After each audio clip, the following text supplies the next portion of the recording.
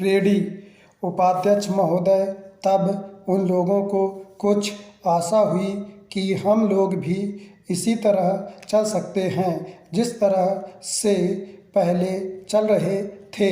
लेकिन अभी हाल में जो चुनाव हुआ उससे देश के धनिकों के मन में बड़ा संदेह पैदा हुआ कि इस चुनाव के बाद उनकी स्थिति वैसी नहीं रहेगी जो अब तक चली आती रही है। गरीबों और अमीरों के बीच में अब तक जो बहुत बड़ा अंतर चला आ रहा था उसको अब तेजी से दूर करने का प्रयत्न किया जाएगा।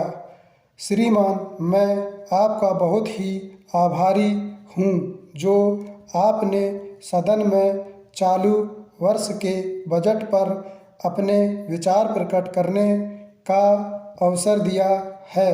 मैं इस बजट का समर्थन करना चाहता हूँ।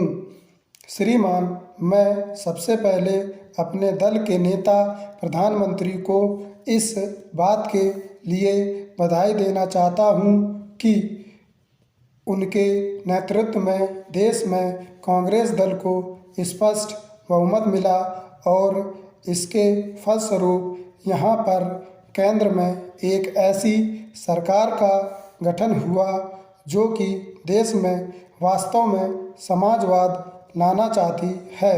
मैं वित्त मंत्री जी को इस बात के लिए बधाई देना चाहता हूं कि लोकसभा के मध्यावधि चुनाव में जनता द्वारा कांग्रेस दल को जो आदेश दिया गया था उन्हें स्मरण है और वह तन मन धन से उसका पालन करना चाहते हैं।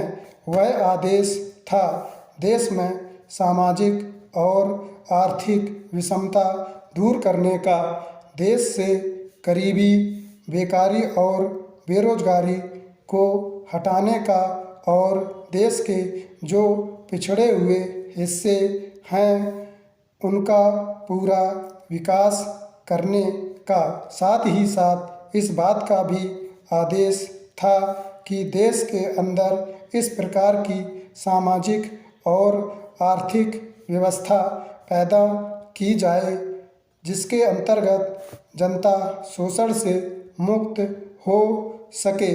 श्रीमान, यह ठीक है कि देश में कृषि के क्षेत्र में उत्पादन में वृद्धि हुई है, परंतु इसके साथ ही साथ यह भी दृष्टि में रखना चाहिए कि लागत में भी पूरी वृद्धि हुई है।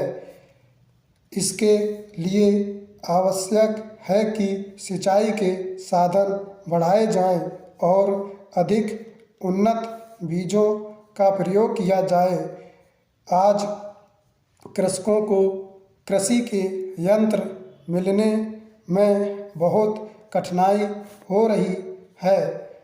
जैसे छोटे छोटे ट्रैक्टरों का देश में बड़ा अभाव है, उनके बनाने के लिए शीघ्र नए कारखाने खोले जाएं, जिससे कृषकों को जल्द से जल्द ट्रैक्टर मिल सके। देश तभी प्रगति करेगा, हमारा ऐसा विश्वास है।